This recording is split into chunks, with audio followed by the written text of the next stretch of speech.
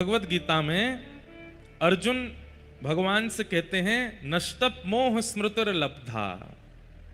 हे नाथ, आपके ज्ञान से मेरा मोह नष्ट हो गया और आपने मुझे जो ज्ञान प्रदान किया इसकी स्मृति मुझे प्राप्त हो गई है। भगवान बोले बस ये स्मृति तुम दोहराते रहना बार बार अपने जीवन में, इस स्मृति से ही कल्याण हो जाएगा। कथा हुई थी, कैसे पंडाल बना था, महाराज जी ने उस दिन क्या कहा था, उस दिन क्या बात हुई थी, उस दिन कथा में क्या हुआ था, हमने कैसे नृत्य किया था, कौन सा पद गाया था, कौन सी भजन गाए थे, ये सारी स्मृतियां जो आपके चित्त में चलती रहेंगी, बनी रहेंगी, बैठी रहेंगी, ये स्मृति ही आपका कल्याण कर देगी। अरे कल कथा पूरी हो जाएगी, लेकिन उसके बाद परसों आप लोगों की चर्चाओं में कथा रहेगी। आप लोगों को प्रसाद पाओगे, घर पर बैठोगे, मित्रों से बात करोगे, रिश्तेदारों से, वहां भी कथा की बातें। और जब तक ये कथा की बात रहेगी तब तक ये समझिए ठाकुर जी आपके चित्त में ही हैं। कथा की स्मृति ही कल्याण करती है, स्मरण ही कल्याण करता है। देखिए व्यक्ति चला जाता है लेकिन उसकी स्मृति नहीं जाती, स्मृति रहती है। और हम आप सब लोगों को स्मरण कितना तीव्र होता है, बहुत ध्यान से सुनिए सब लोग, इधर देखो। आंखों ने कैसा देखा है ये आंखों को याद रहता है, कानों ने कैसा सुना था ये कानों को याद रहता है, त्वचा ने कैसा स्पर्श, कैसा अनुभव किया था ये त्वचा को याद रहता है। ऐसे ही अपनी पंच इंद्रियों से इस कथा का स्मरण करिएगा, स्मरण रखिएगा। नेत्रों को ये पंडाल दिखता रहे वर्षों तक, नेत्रों को ये व्यासपीठ दिखती रहे, कानों को ये शब्द सुनाई देते रहे, जिह्वा को ये नाम रटने की इच्छा होने लग जाए। अरे अभी जो वातावरण है, जैसा मौसम है, जैसा माहौल है, वो माहौल भी आपकी त्वचा को स्मृति में रहे। हर दिन नेत्र बंद करके आप पंच इंद्रियों से स्मरण करेंगे तो प्रतिदिन कथा सुनने का जो फल प्राप्त होता है वो स्मरण मात्र से आपको प्राप्त हो जाएगा। बस नित्य स्मरण कर लेना। कल कथा का विश्राम है और कल कथा सुबह 10 बजे से होगी। आप सब लोग पहले ही आ जाइएगा। कथा के उपरांत कल कथा विश्राम के बाद आप सब लोग यहाँ प्रसाद पाइएगा, भागवत जी का प्रसाद होगा और जितनी संख्या में आप आएंगे सबके लिए प्रसाद की उत्तम व्यवस्था है। हम तो प्रस्थान कर जाएंगे पर हमारी तरफ से निश्चित ही 2-2 पूड़ी आप लोग उड़ा के जाइएगा और 2 पूड़ी तो हमारी तरफ से, बाकी आप लोग जितना पाओ। तो इसका मतलब क्या हुआ कि आप तो पेट भर के पाना, फिर उसके बाद 2 पूड़ी हमारी तरफ से पाना, कल आकंठ पाना और फिर बढ़िया जाकर चकाचक सो जाना, कथा को पचाना। फिर तो 7 दिन आपने सुना है वो आपके चित्त में विराजमान हो। नख पे धार लियो गिरिराज, नाम गिरधारी पायो है। कब पायो नाम गिरधारी? ठाकुर जी सब ब्रजवासियों को लेकर के गोवर्धन गए। बंधुओं देखिए, हम लोग जैसे गलत जगह पैसे खर्च करते हैं तो माता पिता को कष्ट होता है ना, ठीक वैसे ही हमारी आयु गलत जगह नष्ट होती है, हमारा धन गलत जगह नष्ट होता है, हमारी ऊर्जा गलत जगह नष्ट होती है तो ठाकुर जी को भी बड़ी पीड़ा होती है। उम्र हो गई हमारी 25-26 साल की और उल्टे सीधे कामों में जब हम अपनी युवावस्था व्यतीत करते हैं ठाकुर जी को बड़ी पीड़ा होती है। ठाकुर जी कहते हैं अभी सारी इंद्रियां इसकी शक्तिशाली हैं, अभी ये समस्त इंद्रियों से बलशाली है, इस समय मेरा भजन करेगा तो 50 में मेरी प्राप्ति कर लेगा, लेकिन नहीं, अभी तो ये सारे भोगों में लगा है, अपनी सारी इंद्रियों की शक्ति को छीण कर देगा भोग भोगने में, और जब इंद्रियां बिल्कुल शिथिल हो जाएंगी तब मेरी शरण में आएगा, तब मुझको बजेगा। इसलिए आपका जब समय, आपकी युवावस्था, आपकी आयु, आपका धन जब गलत स्थान पर व्यय होता है ठाकुर जी को बहुत पीड़ा होती है। ब्रजवासी अपना संपूर्ण धन, अपना संपूर्ण समय गलत स्थान पर व्यय कर रहे थे। कहां? इंद्र की पूजा करने में। इंद्र भगवान नहीं है, इंद्र देव है। एक बात हमारी याद रखिएगा, जो देव हैं, जो देवता हैं, उन्हें प्रणाम किया जा सकता है, उनके कभी कभी दर्शन किए जा सकते हैं, कभी कभी उनके मनोरथ किए जा सकते हैं, पर देवताओं को आप निरंतर ध्यान में नहीं ले सकते। बहुत ध्यान से सुनिएगा हमारी बात को। अब देवता कौन होते हैं, परमात्मा कौन है, इसमें अंतर यदि मैंने यहां बताया तो बहुत विवाद हो जाएगा। लेकिन आप सब लोग अपने मन बुद्धि से केवल इतना समझ लीजिए, जिसमें भाग्य बदलने की सामर्थ्य हो वो भगवान है। देवता भाग्य नहीं बदलते, देवता भाग्य नहीं बदल सकते। देव तो 33 कोटि देवी देवता ये तो अपनी क्रियाओं में लगे हैं, इनको ठाकुर जी ने सेवा दे रखी है।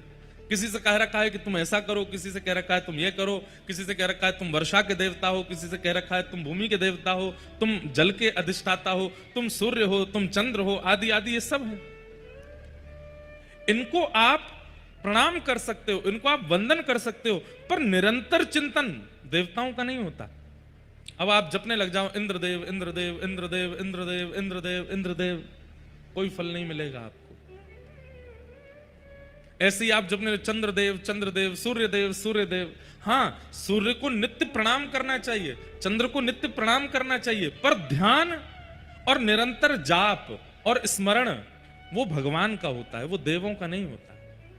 देवों को प्रणाम किया जाता है। जैसे हम घर से बाहर निकलते हैं, सामने जो भी बड़े बूढ़े आए सबको प्रणाम करते हैं, लेकिन रहेंगे तो अपने माता पिता के ही ना। ऐसा थोड़ी होता है कि सामने जो भी श्रेष्ठ आ गए, अच्छा हमारे पिताजी तो कम पैसा वाले हैं, आप ज्यादा पैसा वाले हो, हम आपके पास ही रहेंगे, ऐसा थोड़ी होता है। सबको प्रणाम किया जाता है, पर रहे तो अपने माता पिता का ही जाता है। ऐसे ही हमारे माता पिता कौन है? साक्षात भगवान। हम कोई आपके चित्त में भेद प्रकट नहीं करना चाहते कि इनके प्रति भेद रखो, इनके प्रति भेद रखो, पर हम बस इतना कहना चाहते हैं कि देव नित्य आराधन के लिए नहीं होते, कभी कभी प्रणाम के लिए होते। नित्य आराधन, नित्य ध्यान, नित्य स्मरण वो तो भगवान का होता है। और भगवान कौन है? जो 6 भगों से युक्त हैं उन्हें भगवान कहते हैं। जैसे बल से युक्त बलवान, धन से युक्त धनवान, विद्या से युक्त विद्वान, ऐसे जिसके पास 6 भग हैं उन्हें भगवान कहते हैं। कौन कौन से 6 भग? उत्पत्ति प्रलयम चैव भूतानाम अगति गति वेत्ति विद्याम अविद्याम च सवाच्यो भगवान इति। कौन है भगवान? सबसे पहला उत्पत्ति। इस पृथ्वी का प्रारंभ किस समय हुआ ये जिसको पता है। सब लोग आंकड़े लगाते हैं लेकिन कोई नहीं जानता कि पृथ्वी कब प्रकट हुई है। सब लोग उस समय का वातावरण बता देते हैं कि तब ऐसा था ऐसा था ऐसा था, लेकिन स्पष्ट डेट टाइम कोई नहीं जानता है। ये जिसको पता है वो परमात्मा। पहली बात। प्रलयम चैव, इस पृथ्वी का और तीनों लोगों का संहार कब होगा, प्रलय कब होगा, ये जिसको पता है। अभी कुछ दिन पहले जब भारत पाकिस्तान के भी युद्ध हो रहे थे और भी बहुत कुछ हो रहा था, तो लोग बाग बोल रहे थे मई में, अब जुलाई में दुनिया खत्म हो जाएगी, आधे से ज्यादा दुनिया का ये हो जाएगा, ये हो जाएगा, ये हो जाएगा। लोग अपने आंकड़े लगा रहे हैं। अभी भी लगाया गया है कि भाई अभी चंद्र ग्रहण निकल के गया, कुछ दिन बाद सूर्य ग्रहण है, अभी है 21 तारीख को। भारत में नहीं है पर उसके आंशिक है और थोड़ी देर का पर है। और बहुत दिन बाद ऐसा हो रहा है, बहुत सालों बाद ऐसा हो रहा है कि बहुत जल्दी 15 दिन के अंदर ही सूर्य चंद्र ग्रहण हो रहे हैं। इसका भी आंकड़न लगाया जा रहा है कि इसका भी संकेत अच्छा तो नहीं है। बहुत सारे लोग अपनी अपनी भाव कहते आ रहे हैं और अपनी अपनी बातें कहते जा रहे हैं। वर्ष निकलता जा रहा है लेकिन प्रलय हो ही नहीं रहा। जनवरी के महीने में जितने भी एस्ट्रोलॉजर हैं भारत के, उनके सोशल अकाउंट देखो, वो पूरे साल का प्रेडिक्शन कर देते हैं। ये साल इन राशि वालों के लिए अच्छा होगा, इनके लिए बुरा होगा, ये होगा, वो होगा, फलाना होगा, ये होगा, ऐसा होगा, ये साल ऐसा निकलेगा।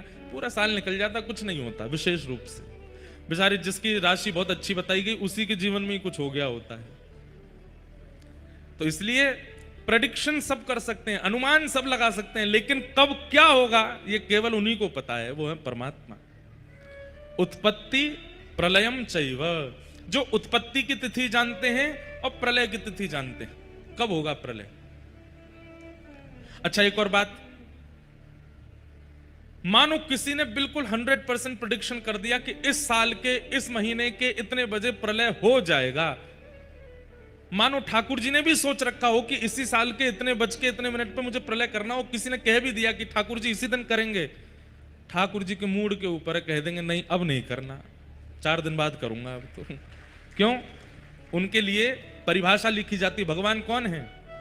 कर्तुम अकर्तुम अन्यथा कर्तुम समर्थ ईश्वर, जो करने वाली वस्तु को भी ना करे और ना करने वाली वस्तु को भी कर दे। जो करने में समर्थ है उसको ना करे और जो करने में असमर्थ है उसको कर दे। इसलिए उनको ईश्वर कहा जाता। उनके ऊपर है वो कब कहां क्या पता आज रात की योजना बना रखी होगी 12 बजते ही प्रलय करना है, आज ही हो सकता है। तो जिन्हें एग्जैक्ट डेट पता है उत्पत्ति की और प्रलय की, 2 बात, उत्पत्ति प्रलयम चैव भूतानाम अगति गति, हम सब मानवों की, हम सब जीवों की गति और अगति जिनको पता है। गति और अगति, गति किसको कहते हैं? एक प्रकार से कह लो प्रॉफिट को, और अगति मतलब लॉस को। कई लोग बेचारे बिल्कुल शुभ मुहूर्त देख के बिल्कुल सही तरीके से फूंक फूंक के कदम रख के अपना व्यापार प्रारंभ करते हैं, फिर भी ठप हो जाता है। और कई लोग रात में सोची सुबह प्रारंभ किया, वो 4 महीने में ऊपर पहुंच गए। तो किसकी कहां गति है कहां अगति है कोई नहीं जानता।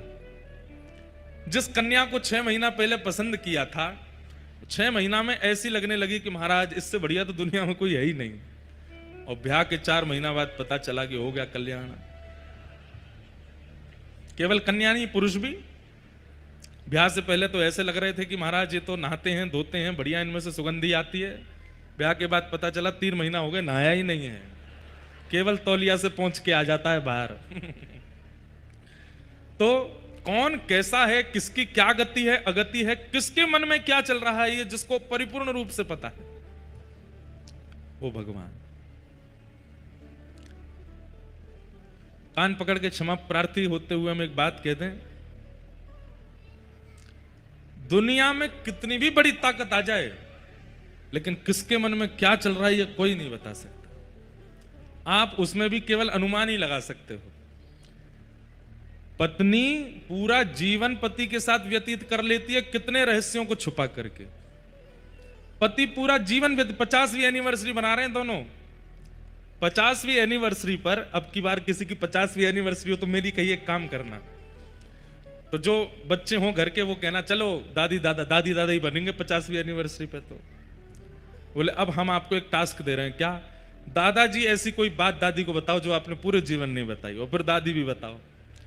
आप देखना एक नहीं 10-10 बातें होंगी जो दोनों ने बताई नहीं, और 50 एनिवर्सरी हो गई। 50वीं एनिवर्सरी में इसलिए कर लेना इस काम को क्योंकि फिर तलाक तो कोई मतलब नहीं ना उसका। वो 10 बातें बता भी देंगे तो फिर अब कहां जाएंगी बेचारी।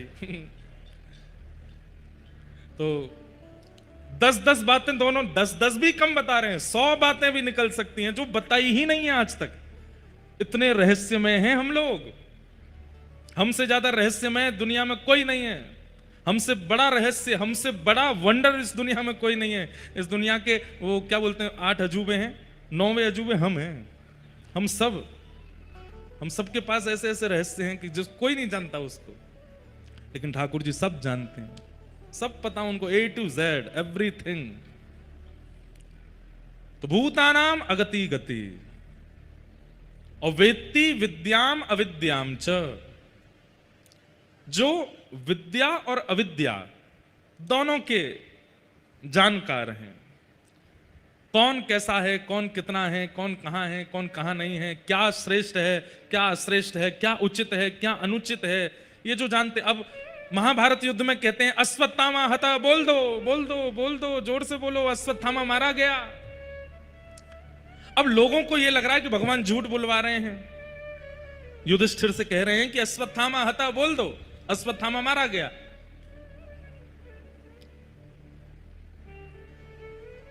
उस समय युधिष्ठिर सोच रहा है कि मैं झूठ नहीं बोलूंगा, तो जोर से बोलने लगा अश्वत्थामा मारा गया, लेकिन नर नहीं हाथी मारा गया है। अश्वत्थामा नाम का एक हाथी भी था। तो जैसे ही बोलने लगा नर नहीं हाथी मारा, भगवान ने शंख बजा दिया जोर से, वो सुनाई ही नहीं दिया। क्योंकि द्रोणाचार्य जी का नियम था कि मेरा पुत्र जब तक रहेगा तब तक मैं युद्ध करूंगा, मेरे पुत्र की मृत्यु की खबर मिलते ही मैं युद्ध त्याग दूंगा, अपने धनुष बाण छोड़ दूंगा।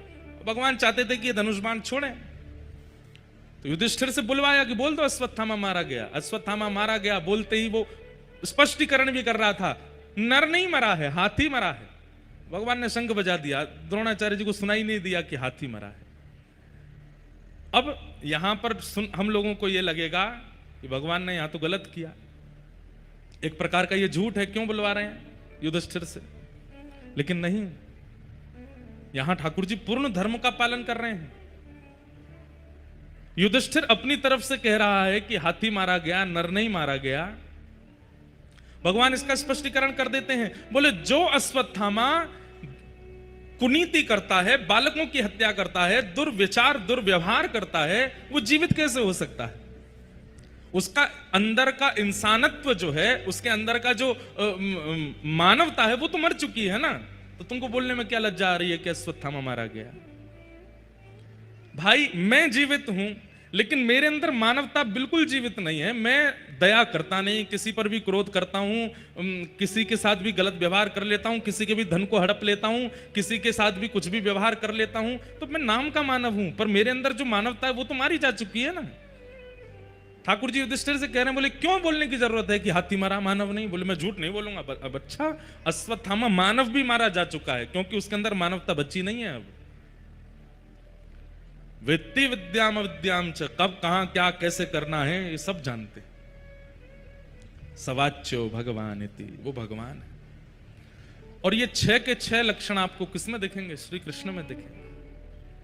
ये 6 के 6 लक्षण पर ब्रह्म नारायण में हैं, और वही नारायण श्री कृष्ण रूप में प्रकट हुए हैं, वही नारायण राम रूप में प्रकट हुए हैं, वही नारायण नृसिंह रूप में प्रकट हुए हैं, वही नारायण वराह रूप में प्रकट हुए हैं। कई लोग ऐसा मान लेते हैं कि नारायण पूर्ण ब्रह्म हैं और ये जितने भी अवतार हैं ये सब उनके अंश हैं। नहीं, भगवान के 2 प्रकार के अवतार हैं, एक है अंशावतार और एक है पूर्णावतार।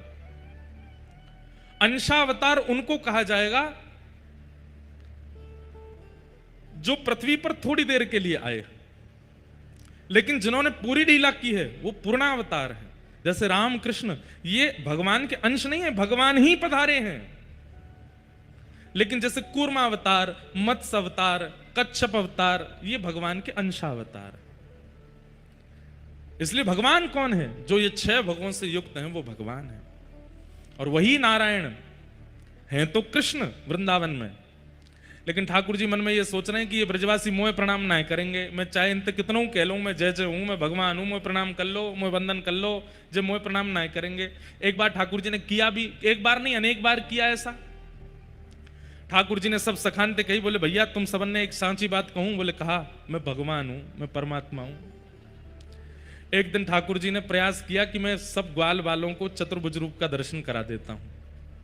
मेरे चतुर्भुज को देख करके ये लोग मुझे भगवान मानेंगे, कम से कम प्रणाम तो करेंगे एक बार। और मेरे को प्रणाम करने से इनके जन्म जन्मांतरों के पाप आदि जो हैं सब नष्ट हो जाएंगे। और देखो, पाप तो ब्रजवासियों के बचे ही नहीं है, लेकिन ठाकुर जी को बालक मान करके ये जो लीला कर रहे हैं उसमें जो सूक्ष्म सूक्ष्म अपराध बन रहे हैं। कैसे अपराध? अब मधुमंगल ठाकुर जी की चोटी पकड़ लेता है, वो लाला तुम रोज घोड़ा बनावे, आज तू बन। और ठाकुर जी घोड़ा बन जाए, मधुमंगल ऊपर चढ़ जाए। अब ये सूक्ष्म अपराध है ना, ठाकुर जी को आप घोड़ा बना के घूम रहे हो। लेकिन ये तो ब्रजवासी हैं, ये लाला को परमात्मा थोड़ी माने। तो ठाकुर जी ने मन में विचार किया, ये छोटे छोटे इनसे जो अपराध बनते हैं उनकी निवृत्ति के लिए अगर ये मुझे प्रणाम कर लेंगे मन से तो इनके सारे अपराध दूर हो जाएंगे। तो ठाकुर जी ने एक दिन विचार किया, सबरे सखा इकट्ठे किए, बोले सुनो मैं जय जय हूं। ब्रजवासी बोले लाला तू देख, या बातें मत करे कर, चाहे तेरे जो मन करे वो कर ले कर, लेकिन तू जय जय या बातें मत कह कर।